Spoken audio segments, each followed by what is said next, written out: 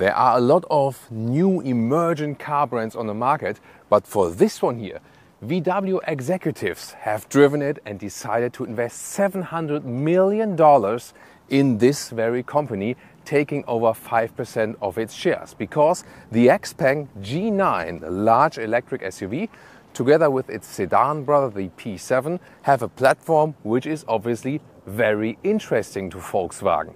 Why is that? And is this large EV SUV really that good? We're going to find out here with Thomas Nautegefühl in 4K, full screen, full length. Let's go here with the front of the XPeng G9. You can see the daytime running light all the way across, really cool. A very simplistic design already in the front. It reminds a little bit also of the design that NIO, for example, is using, and I will also go into some details where NIO and XPeng are different and what they maybe share or what's maybe somewhat similar. 4.89 meters or 193 inches is the length of the XPeng G9.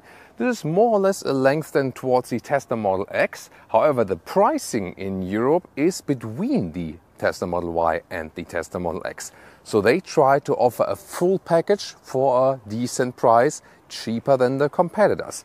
Wheels, either 19-inch or these here, the 21-inch, because this is the high trim vehicle.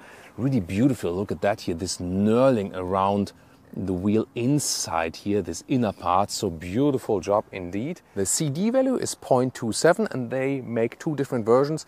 Rear-wheel drive with an acceleration figure of more than 6 seconds, or an all-wheel drive version where the acceleration figure to 1 kilometer or 62 miles an hour is under 4 seconds. That's of course pretty impressive already. Then rear design, look at that, light strip also all the way through, and then this dot design right here. I think design-wise it's really attractive and clean and simplistic, yet they play a lot with light technology, and they also have some nice animations, for example, for a welcoming and goodbye light, both in the front and also in the rear. Turning indicators, slim integration here replaces the outer part, and also with this cascading function. In the rear, the turning indicators have this cascading form as well, and most of the stuff you see here today is indeed included with basically all the versions. There's just a 14,000 euros difference between the low spec and the high spec model, and that is hugely different strategically between, this one here, the XPeng, or for example also a Zeekr, and Audi, BMW, Mercedes and VW, for example, where you always have like a base model and then the top spec is like double price or even more. Here we have the Netherlands pricing already, 58,000 euros for the small battery with rear-wheel drive, and then 14,000 euros more, 72,000 euros for the all-wheel drive version with the bigger battery. 76 kilowatt hours is the entry battery, the bigger one at 93 kilowatt hours. This is the key fob, and can you read this? I give you a couple of seconds time and then tell me if you could read that. Well, I couldn't, I had to ask for it, and it says X Opera, that's their sound experience system. The key fob itself is masterclass, it's so great, it really feels really premium. And you also have a separate button here for the charging flap. Sometimes it works, sometimes not. Here, have you seen that? It's a very clever integration here of that charging port, and 300 kilowatt DC charging peak. And that comes from an 800 volt architecture. It means 10 to 80% state of charge in around 20 minutes. And that's of course really impressive. So let's see. I think it's a very good idea here, but you see, like everything you touch and feel and hardware-wise is working, there we go, is working very well, but software-wise and functions like these, I think they need a little more tweaking, and we're getting to a scheme there, definitely. Well, in 4K you have maybe seen on your big screen here this blue dot here. Have you ever wondered why it's sometimes on test vehicles they do that this dot here is basically on the lowest point, then they mark it that the car is supposed to stand that way. For example, also that the logos are upright and so on. So this is basically like a show marking when they put vehicles at a very certain point on the show parking lot and something, just want to tell you that. Some things I really prepare extensively before doing the review, of course, to give you the best information. Other things I try to be surprised myself that you can have the authentic experience while I'm doing that. For example, for opening a possible trunk. Yes, there is one, and oh, you see, this was not prepared, otherwise I would have removed it, and that's actually quite large, so it can easily house charging cables or even more. Let's open the doors here. When you open it here, then they fold out like this, otherwise flush. I mean, we know this mechanism from other brands already. It feels actually good, so it's a good build quality. I wouldn't say it's my favorite mechanism, but it's fine, you know. Then here, door closing sound is good, although it's frameless doors. Interesting. And then here, this is also an inbuilt soft close. And this is also a scheme all the way throughout this vehicle at that price point with so many things that were like only in options, 50,000 euros with the Germans. That's the thing. Here then, it's a nice covering here of the inside of the doors. Din audio sound system. This is part of a premium package, one of the very few options. And then also door pocket, big enough. Even in the lower part here with soft touch, not only hard black plastic. We sometimes don't see that in 100K cars. Then interior, the steering wheel with a very open spoke design, I would call it that way. And real buttons at the steering wheel. That is amazing indeed. And the cool thing is here, this is a shortcut directly to the air volume, like the vent strength. And by that here, you control the temperature while driving up and down. And that's why I also don't need it in the middle part. That's a great idea. On the right side, you control the volume, for example. This very vehicle here is equipped, as I said, with this premium package. Another thing that does include it is animal skin seats. The base model, however, would feature leatherette seats then. So they do offer that. However, I think it's not really consistent because they also claim that sustainability is a core thing of their brand. I will talk to the CEO very soon about this choice, of course. Then, with 1.89 m and 6'2", a lot of headroom left. This is here a fixed panoramic roof. There is no additional shade available. However, it is already quite dark. And I think it's a good decision because otherwise, when it's quite light and there's no additional shade, there's so much heat coming into the car. And for that one here so far, it was quite good. The ergonomics of the seat are also actually pretty decent. So I'm really satisfied with that. Long journeys, no problem at all. One small software flaw I discovered is that even when you set your user account here, often doesn't realize that the steering wheel starts always in the higher position and then you have to set it yourself once again. You do that here in the menu, have to press here, and then I can, you know from Tesla as well, scroll down here and scroll them up, then it goes towards you and down and so on, but it doesn't really save that. And this is a scheme once again throughout the vehicle that it has good mechanisms, good system, and the build quality on the interior is really amazing. That is better than with most other brands I've ever seen indeed. Wow, this is really wow. Just they need to tweak some of the software things, and yeah, they told me in China everything would be working very well, but they need to adapt that software also to the European market because they have to rewrite everything. And that is maybe also one of the things I'm awaiting that they still fix. Interior cockpit overview, super clean, minimalistic in a way, but then again also screen overload on the other hand. 10.25-inch instruments and 2x 15-inch screens.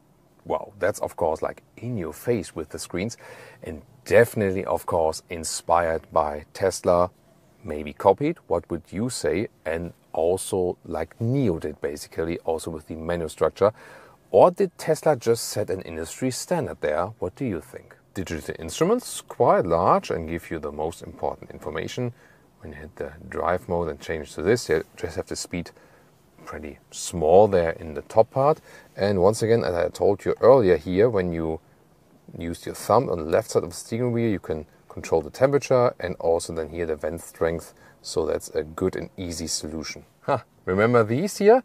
Old Mercedes stall column, and these are also the same ones that Tesla then used from the Mercedes parts bin. Now XPeng are using them. More speakers from the DIN audio system, infotainment system, pretty responsive also from the car internal map.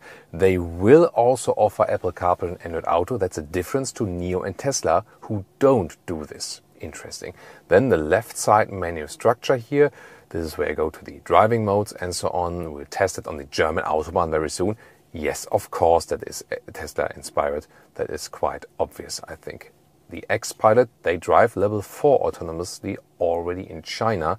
In Europe, that's not possible yet, and they also had to rewrite the whole software. You can, by the way, have for the display like a day or night view. I always use the night view, that it's better here for the camera to use.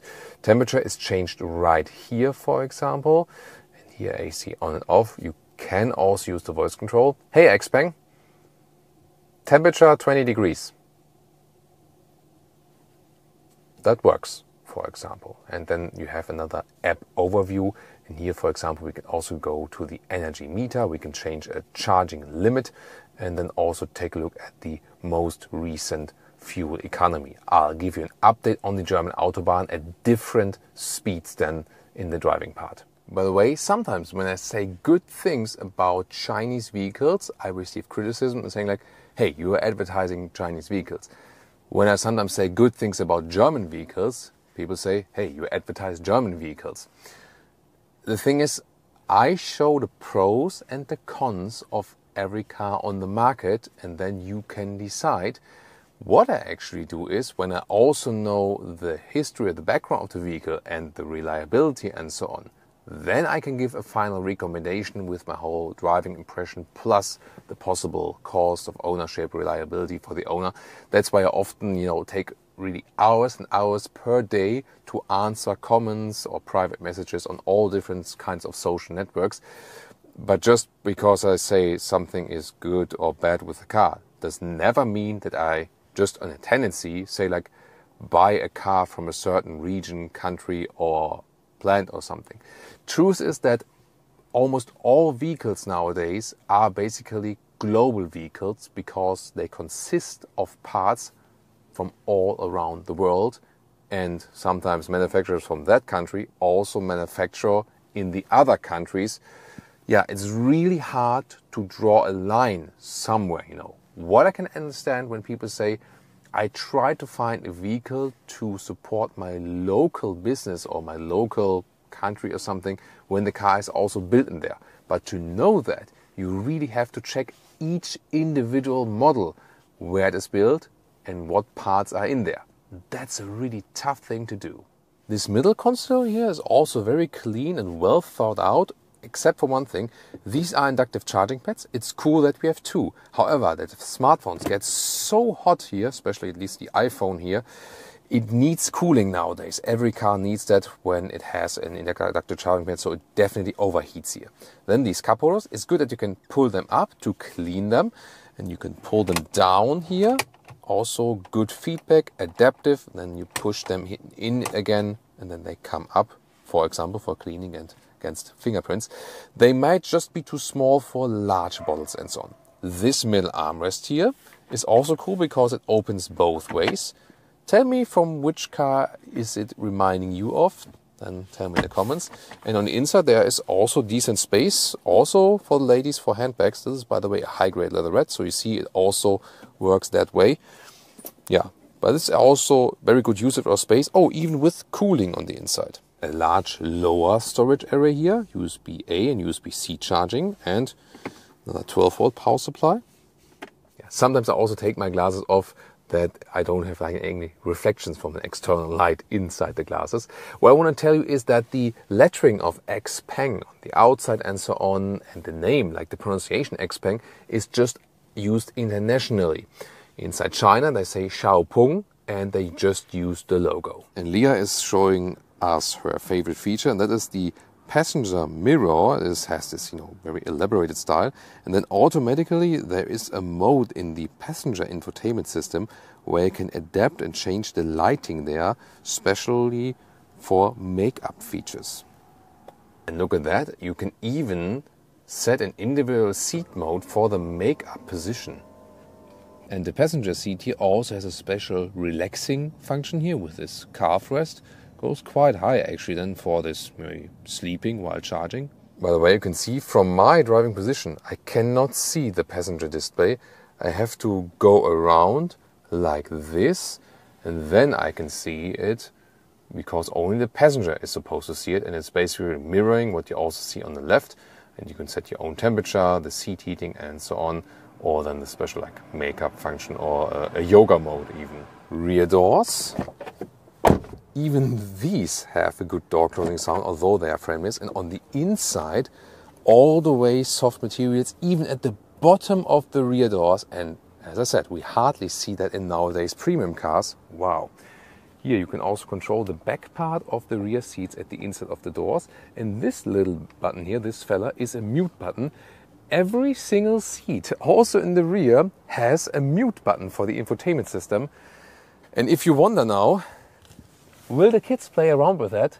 Yes, they definitely will mess with that. Then let's get in the rear, and you can see still some legroom left. Good packaging indeed. And there's here enough headroom left, no problem at all. It's also very comfortable in the rear. As I said, I can also control the back part right here. Easily done, actually.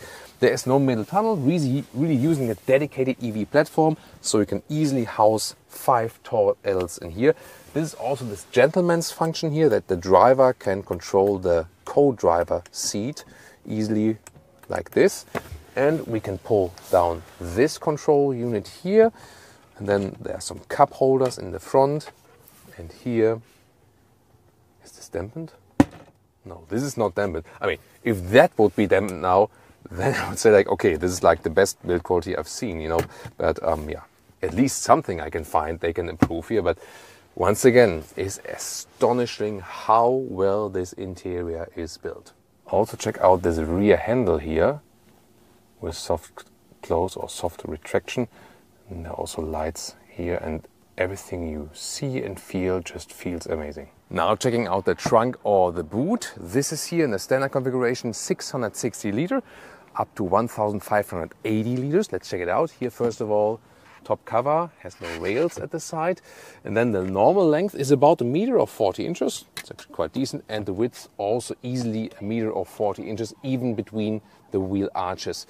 Here a little bit wider, and also additional from speaker from the DIN audio system. Then also take out the luggage, because underneath we have even more space, for example for the charging cable in a separate box. Then in this case, on the right side you can press these 2 buttons, and then the seats fold like this. So it's actually a good mechanism. When you have the air suspension, which is connected to the highest trim model, then you can also lower the whole vehicle for loading in and out and so on. Alright, when I come to Europe, I have to face the German Autobahn. Acceleration from 70. 140. 170 kilometers an hour. Wow, that was pretty quick. Official acceleration figure is 4 seconds. 0 to 1 kilometers an hour, or 60 miles an hour. 62 miles an hour. That all-wheel drive version we're driving, wow, that's pretty explosive. And we have different driving modes. This was here the sport mode for maximum performance, actually. You can also see these red lines here. So yeah, that's actually pretty cool.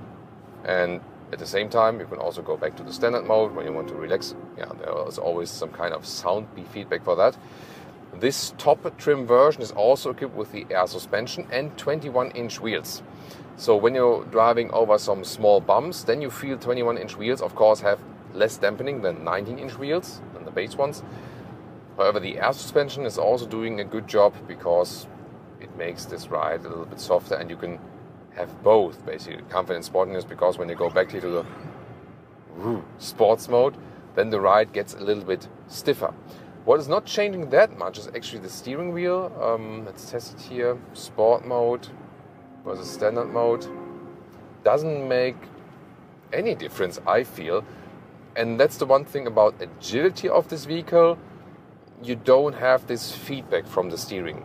So it is really light and soft, and you kind of steer like you would steer through thin air or something. It's not super bad or something, but it just lacks feedback, so you don't feel so much connected to the car via the steering wheel.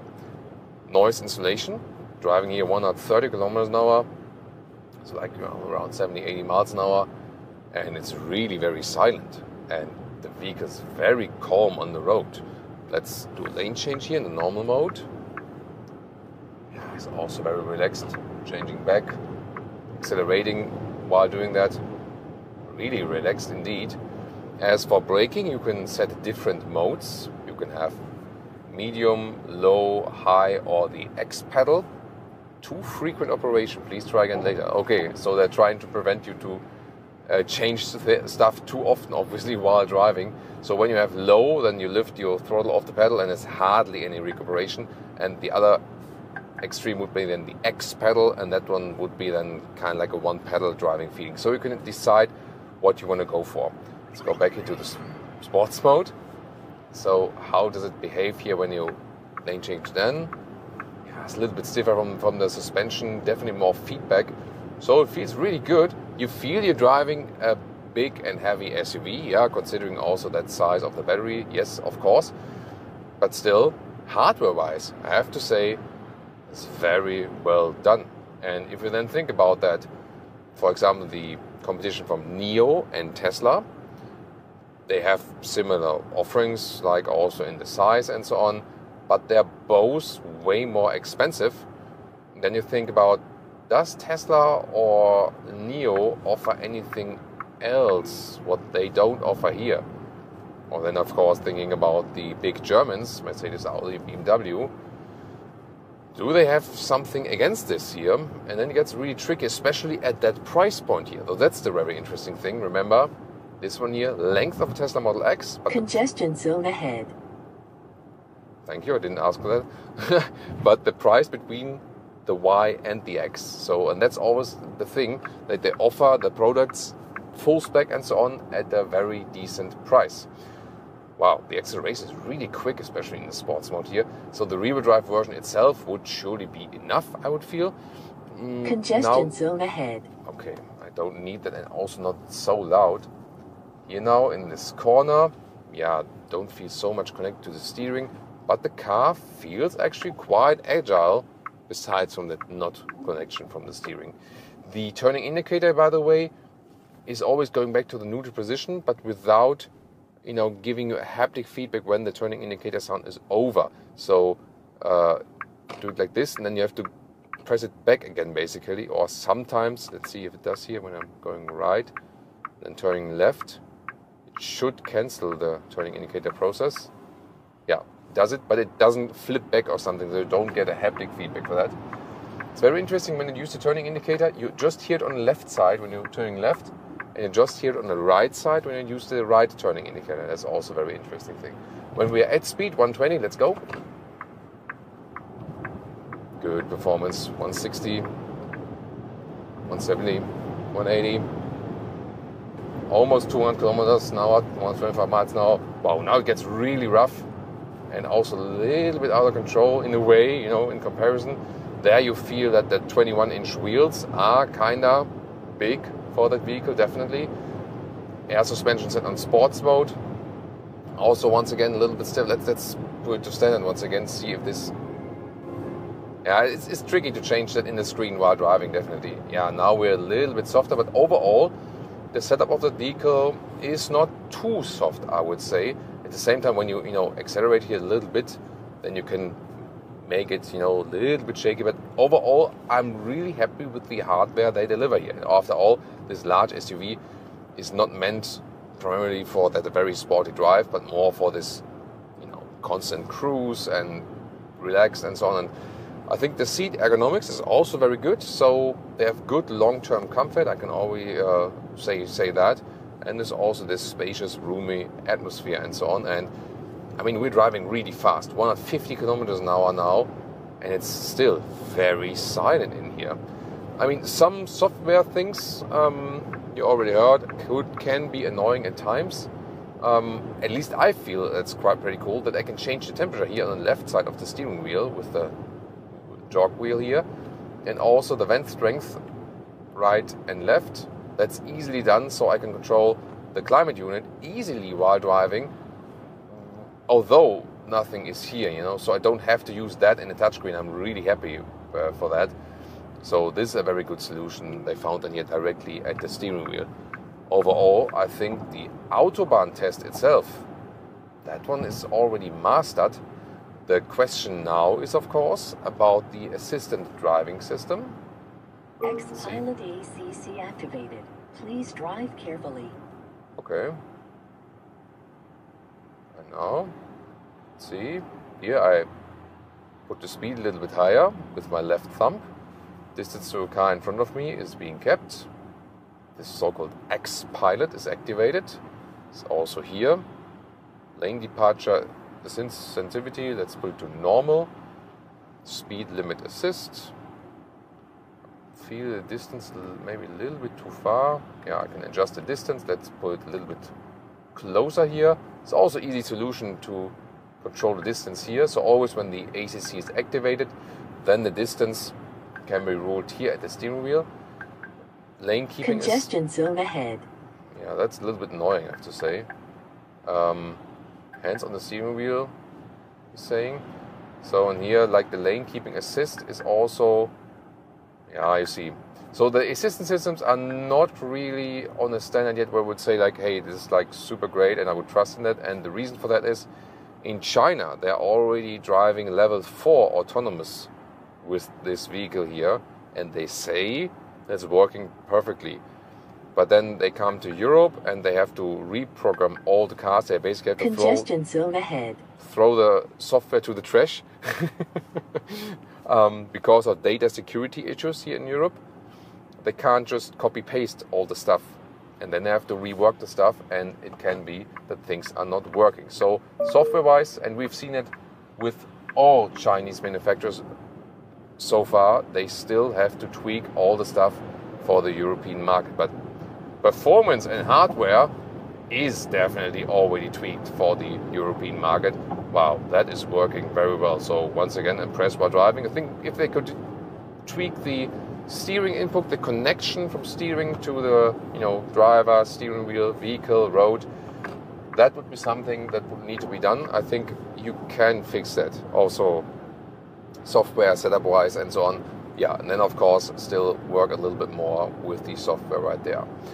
Now, very important, of course, what about the concise consumption? Let's go to we're on standard mode. Let's see, as for the economy, and let's put it once again to the cruise control, or at least let's put a steady speed. Here now at 130 kilometers. You see there that I tend to keep the turning indicator more often than I want to actually. Yeah, if you use just a tipping function, I think that's then a better thing, definitely.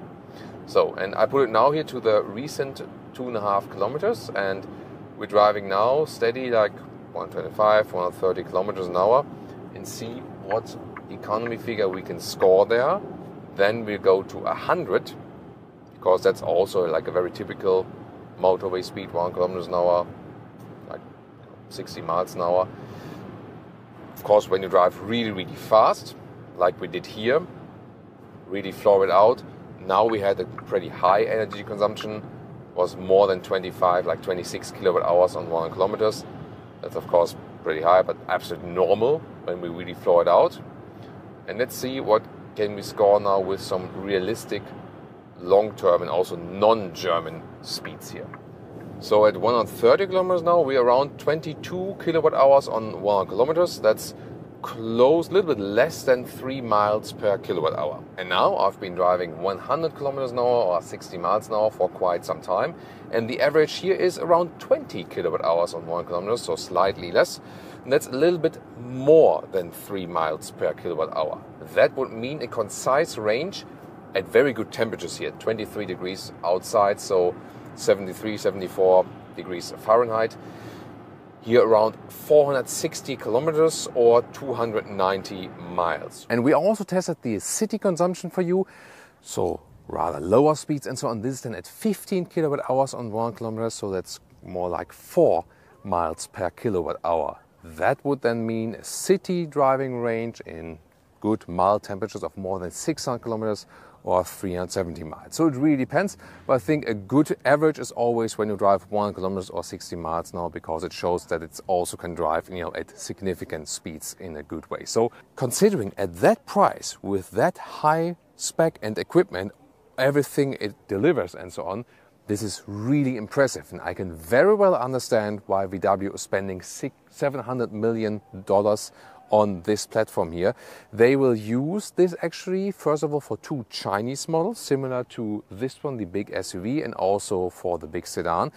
And VW and XPeng also want to collaborate even more and, exchange vice versa, some knowledge and maybe even build cars together in the future, maybe even then for European or US market. So I think this collaboration will even grow further. Overall, everything we touch and see and feel from the hardware, how the car is driving, is really excellent. And if you compare it, for example, to NIO, who are getting more to this premium pricing region, this one here is clearly less expensive than a NIO, and it is a better vehicle, definitely. And if you compare it to a Tesla, for example, yes, Tesla meanwhile has way more elaborated software. That's a huge difference. And maybe the electric motors are a little bit more efficient and also their aerodynamics are a little bit better. But from driving, this one also drives better than the Tesla. I really have to say that as well. So I feel that this brand here has indeed huge potential, and that's also what the analysts of VW said, and that's why they made this investment here. Of course, the crucial thing is here adapting the software for the European market. Why is that so important? So the Chinese manufacturer, this one is driving level 4 autonomously in China already. But when they come to Europe, they have to throw away all of their software because it's not in accordance to data security rules here. They have to redevelop their own software then. Yeah, and that's of course a huge problem, and they just need time to fix this. So some things need to be fixed in assistance systems, how quick and responsive everything is working, and that everything is working flawlessly without errors and so on. This can be done. It is only software, however, it's also not easy. But I think that when they fix these small things here, which we also experienced today in our review, the platform itself and the base technology in the hardware is really excellent, and this can be a problem for the German manufacturers. VW saw that and says, hey, we just take a share of the cake. Another interesting or promising brand is also Zeekr, and we already have 2 reviews of them here.